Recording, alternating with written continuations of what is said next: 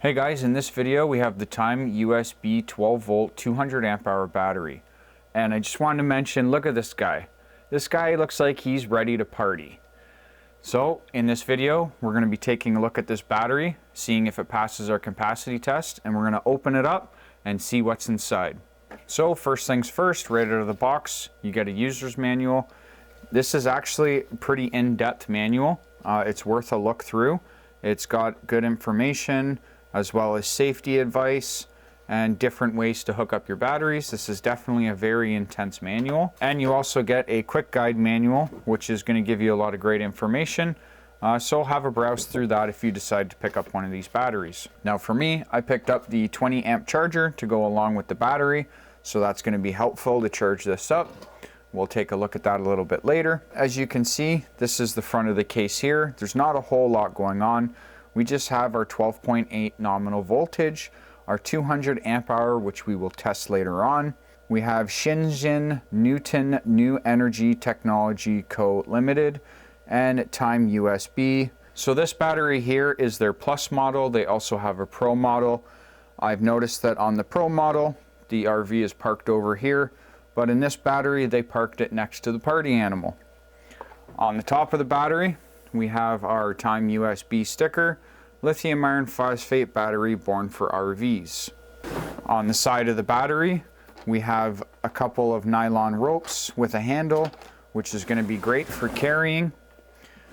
So the battery, including the handles, is about 21 inches, and tall, including the posts, is going to be 8 3/4, and deep, it's going to be about 8 inches.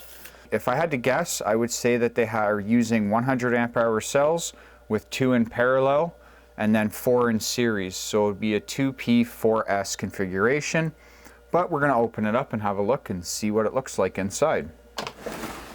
And on the top of the battery, we have epoxied terminals that uses a M8 bolt that has a washer, a split washer, either a hex head or a Phillips screwdriver to tighten it down. Looks to be a serial number that's going to identify this battery and what batch it is and when it was made. This case looks to be weather resistant, although I wouldn't throw it in the bottom of a lake and then attempt to run things off it.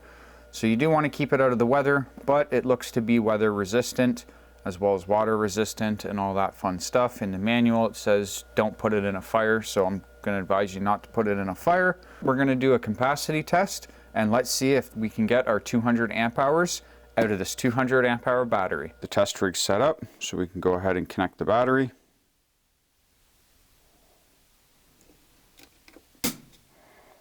Okay, we are now connected, so I can start the discharge.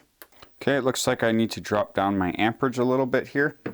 Okay, we have 40 amps, which at 200 amp hours is going to be a 0.2 C discharge rate, which is industry standard for testing lithium iron phosphate. So we're going to let this run, should take about 5 hours, and I'll be back with the results. And my test is complete, and we tested at 207.13 amp hours out of a 200 amp hour battery. All right, we passed our capacity test. We are over our 200 amp hour capacity. So I want to open this up and see what type of cells they are. I have seen a teardown review on their Pro battery, but I have yet to see one on the Plus battery. So it'll be interesting to see what kind of cells and what configuration they're in. Okay, so I'm going to cut into the box here. No, something else. No, not this one. No. Okay, this is it. Let's do this. No, not this one. Okay, I've got 2 more options. Okay, I think I got it this time. No, not the chainsaw.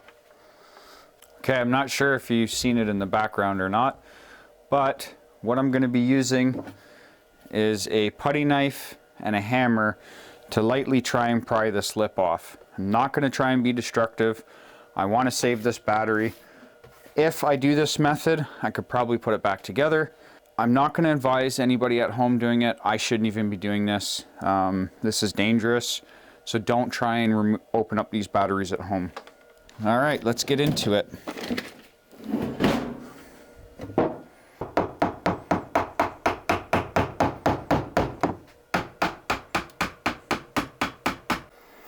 Okay, a lot of beating and prying.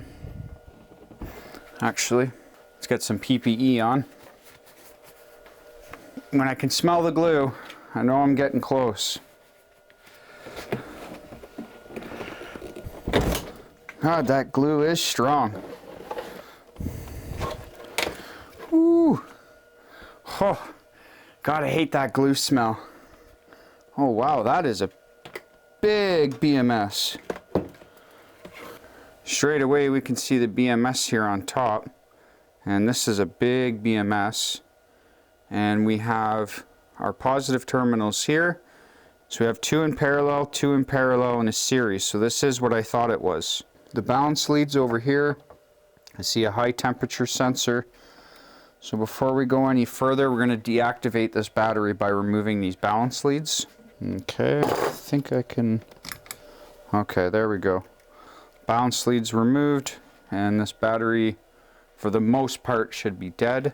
For the positive wire, we have a pair of 6 AWG silicone wire rated at 200 degrees.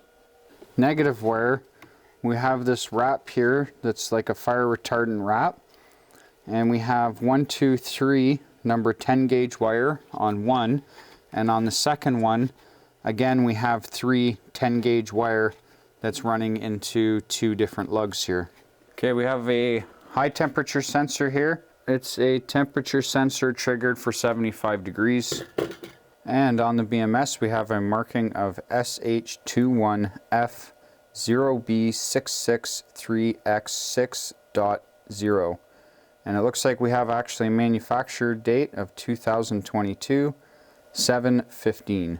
So it looks like this BMS, we have a heat sink on this side, and you can see all the FETs, MOSFETs down in here. On the opposing side, we have another heat sink here, as well as a whole nother board with more MOSFETs. So it's almost like there's 2 different BMSs here. 3 10 gauge wire come up to this top BMS here, and then these lower 3 10 gauge wire come to this bottom BMS. So it's almost like there's 2 BMSs in one here. So as you can see here, we have a B negative, B1, B2, B3, B4, and then we have a B5, a B6, and a B7. So this, oh, and actually, if you look over here as well, we have a B5. Is that a B5? Yeah. Oh no. Wait, hold on a minute here. Let me move this tape out of the way. So we have 1, 2, 3, 4, 5, 6, 7, 8, 9, 10, 11, 12, 13, 14, and then over here 15, 16, 17, 18, 19, 20, 21. So it appears that this BMS can actually be used to put 21 cells in series. And we also have an extra hole here for more conductors to go out. So this is a BMS that's capable of doing 200 amps charging and 200 amps discharging. So pretty hefty BMS.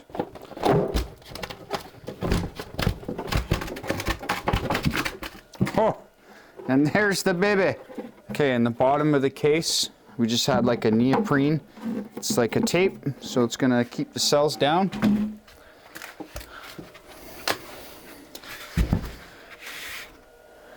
And here's the battery. So we have 1, 2, 3, 4, 5, 6, 7, 8 100 amp hour cells. And the way that these are configured is we have 2 in parallel, and then the 2 in parallel come over here and then series into this pack, and then come to this side, series into this pack, then come to this side, series into this pack, and then our main negative out over here. So something that's interesting on these cells, as you can see, they've laser welded their bus bar on, and you can see down through it, and there's threading down in there. So these cells originally had the threading, and they put these on, and then actually laser welded them on to the top of the terminal. And you can see almost all of them, you can see through the hole and see the threaded terminal down on the inside. They have individual cell holders, and they have all their wiring routed. And we have holes here for all the individual vent covers, which is really nice. Ooh, that is glued on really well. AOLCBA 35100000D, I believe. GFB. Okay, these are GFB cells. So these are actually legit, like really good cells. These are GFB cells, which is high quality cells. So we actually have a high quality pack here out of Timeusb. You can see on the end here we have a plastic piece as well with shipping straps that is keeping all the cells compressed together. So this is actually a legit nice pack. I'm actually very impressed with their craftsmanship here. So my final thoughts on this battery, it's a great quality battery. I'm gonna say they're using GFB cells. We have a BMS that's capable of 200 amps charge, 200 amps of discharge, all in this one pack. I mean, all the cells have the cell holders. I mean, this is actually a really nice battery. I would recommend it. So what I'm gonna do now is I'm gonna put it all back together, and I'm gonna do some future testing with this battery. I'm quite impressed. All right, if you like this teardown video, give me a thumbs up. Don't forget to subscribe. Check out the battery. I'll leave links in the description below, and thanks for watching. Bye.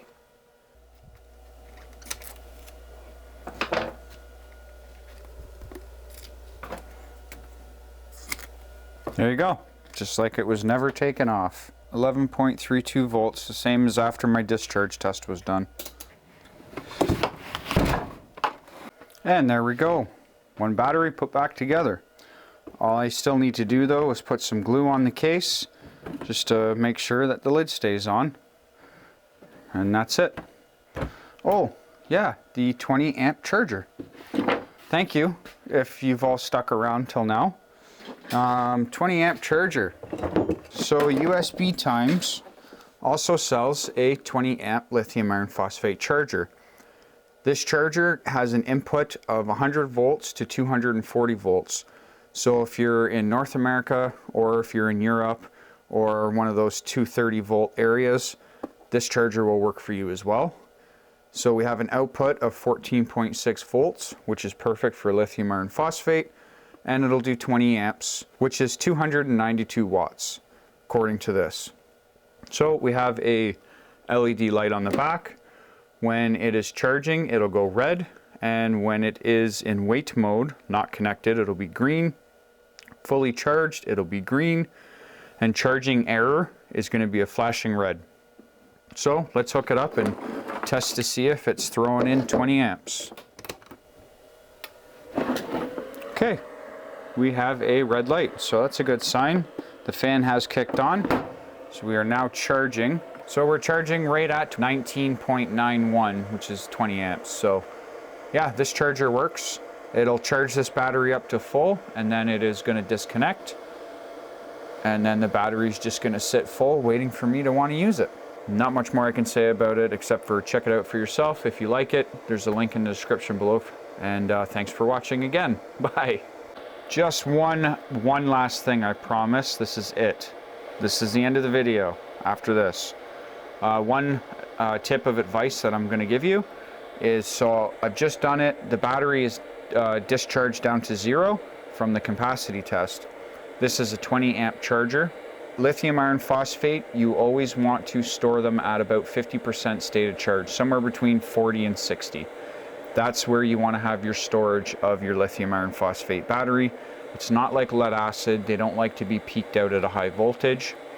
So after I'm done with this, I don't have any plans coming up in the near future for doing more videos on this. I will do another one probably soon, but just to be safe, in case I don't get around to it, I get busy, and this is going to be in storage, I'm going to charge this up to 50%.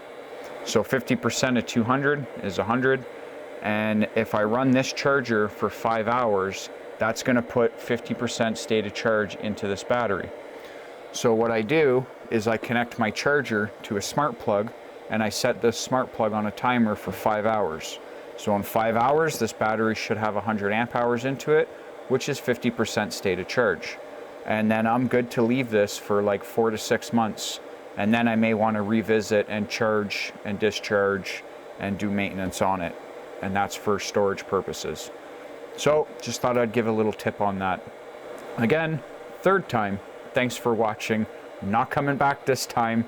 You'll see on the little time bar on the bottom, this is the end of the video. Thank you for watching. Bye.